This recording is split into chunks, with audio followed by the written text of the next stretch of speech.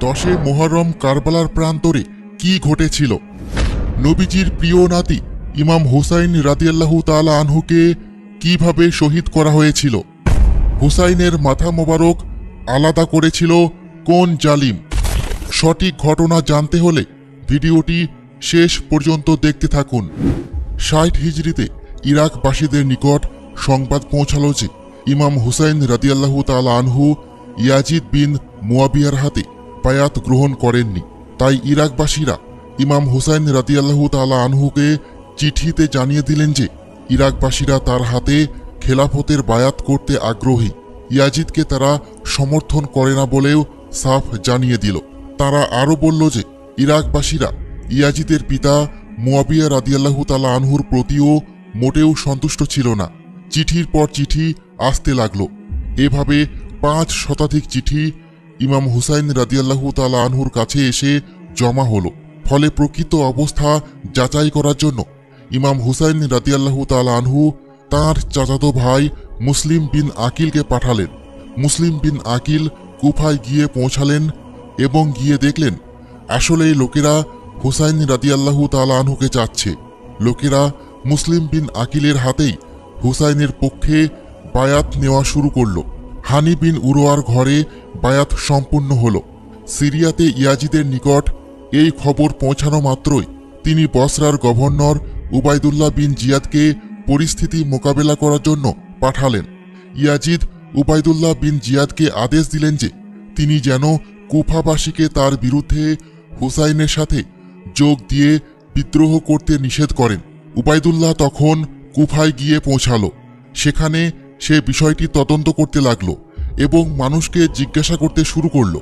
পরিশেষে সে নিশ্চিত হলো যে হানি বিন উরওয়ার ঘরে হুসাইনের পক্ষে বায়াত নেওয়া হচ্ছে। অতপর মুসলিম বিন আকিল 4000 সমর্থক নিয়ে অগ্রসর হয়ে দ্বিপ্রহরের সময় উবাইদুল্লাহ বিন জিয়াদের প্রাসাদ ঘেরাও করলেন। এই সময় উবাইদুল্লাহ বিন জিয়াদ দাঁড়িয়ে এক ভাষণ দিল। তাতে সে ইয়াজিদের সেনাবাহিনীর ভয় দেখালো।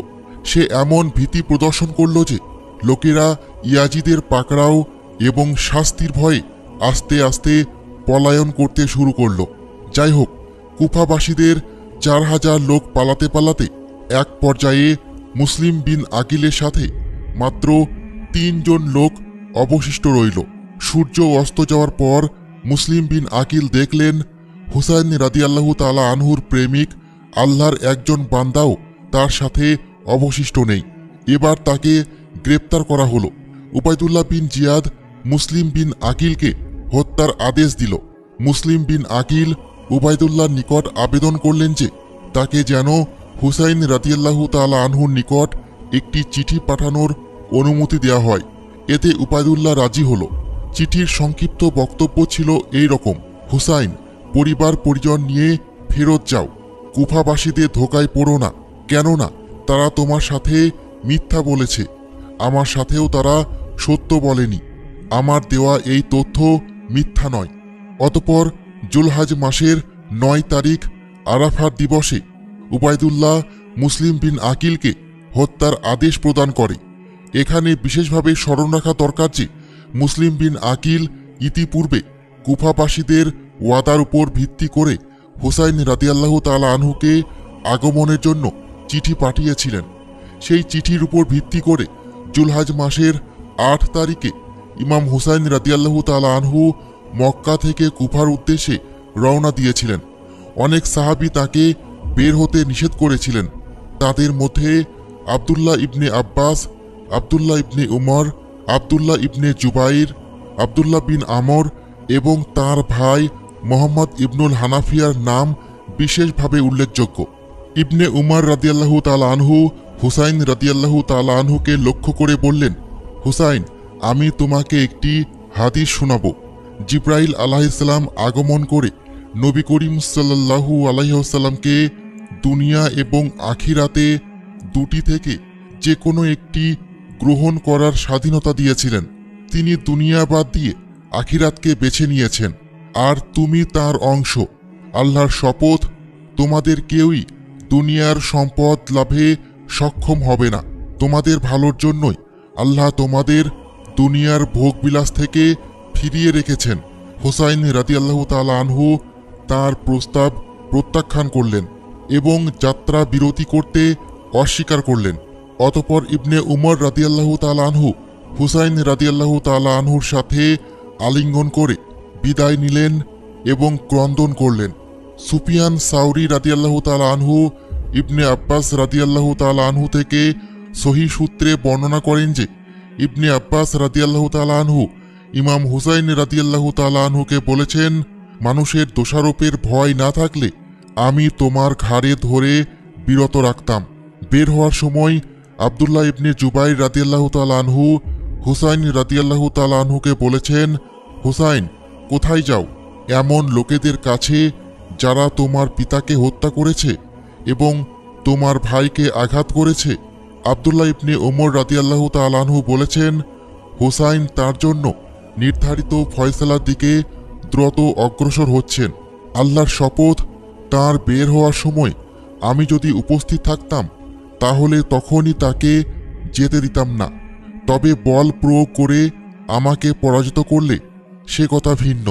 যাত্রাপথে ইমাম হুসাইন রাদিয়াল্লাহু তাআলা আনহুর কাছে মুসলিম বিন আকিলের সেই চিঠি এসে পৌঁছালো। চিঠির বিষয় অবগত হয়ে তিনি কুফার পথ পরিহার করে ইয়াজিদের কাছে যাওয়ার জন্য সিরিয়ার পথে অগ্রসর হতে থাকলেন। পথিমধ্যে ইয়াজিদের সৈন্যরা আমর বিন সাদ, শিমার বিন জুলজাউশান এবং হুসাইন বিন তামিমের নেতৃত্বে কারবালার প্রান্তরে ইমাম হুসাইন রাদিয়াল্লাহু তাআলা আনহুর গতিরোধ করল। ফলে ইমাম হুসাইন রাদিয়াল্লাহু তাআলা আনহু সেখানে অবতরণ করে আল্লাহর দোহাই দিয়ে এবং ইসলামের কথা স্মরণ করিয়ে দিয়ে 3টি প্রস্তাবের যে কোনো একটি প্রস্তাব মেনে নেওয়ার আহ্বান জানালেন। 1. হুসাইন বিন আলী রাদিয়াল্লাহু তাআলা আনহুকে ইয়াজিদের দরবারে যেতে দেওয়া হোক। 2.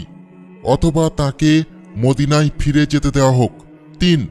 অথবা তাকে কোনো ইসলামী অঞ্চলে সীমান্তের দিকে চলে যেতে দেওয়া হোক, সেখানে তিনি মৃত্যু পর্যন্ত বসবাস করবেন এবং রাজ্যের সীমানা পাহারা দেওয়ার কাজে আত্মনিয়োগ করবেন। কিন্তু ইয়াজিদের সৈন্যরা তার কোনো প্রস্তাবই মানতে রাজি হল না। তারা বলল, উবাইদুল্লাহ বিন জিয়াদ যেই ফয়সালা দিবে আমরা তা ব্যতীত অন্য কোনো প্রস্তাব মানতে রাজি নই।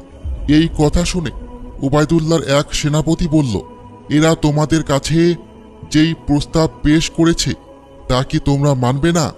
আল্লাহর কসম, তুর্কি এবং দাইলামের লোকেরাও যদি তোমাদের কাছে এই প্রার্থনাটি করত তাহলে তা ফেরত দেওয়া তোমাদের জন্য বৈধ হতো না। এরপরও তারা উবাইদুল্লাহর সিদ্ধান্ত বাস্তবায়ন করতেই দৃঢ়তা প্রদর্শন করল। সেই সেনাপতি ঘোড়া নিয়ে সেখান থেকে চলে আসলেন এবং ইমাম হুসাইন রাদিয়াল্লাহু তাআলা আনহু ও তার সাথীদের দিকে আগমন করলেন।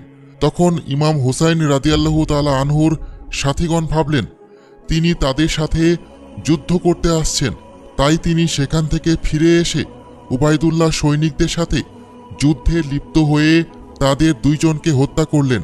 অতঃপর তিনিও নিহত হলেন।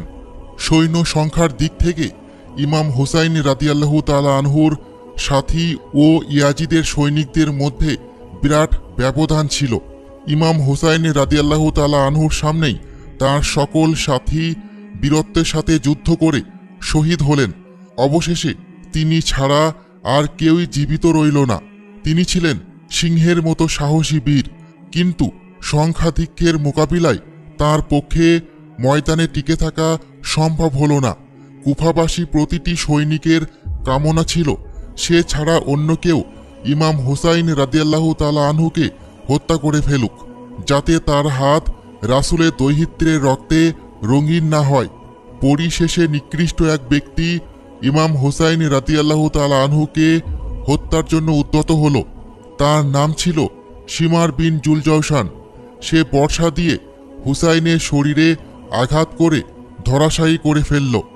অতঃপর ইয়াজিদ বাহিনীর সম্মিলিত আক্রমণে 61 হিজরির মুহররম মাসের 10 তারিখে আশুরার পবিত্র দিনে 57 বছর বয়সে তিনি শাহাদাত অর্জনের সৌভাগ্য লাভ করেন। বলা হয় এই শিমারই ইমাম হুসাইন রাদিয়াল্লাহু তাআলা আনহুর মাথা মোবারক দেহ থেকে বিচ্ছিন্ন করেছে। এইভাবে শহীদ হয়েছিলেন রাসূল সাল্লাল্লাহু আলাইহি ওয়াসাল্লামের প্রিয় দৌহিত্র ইমাম হুসাইন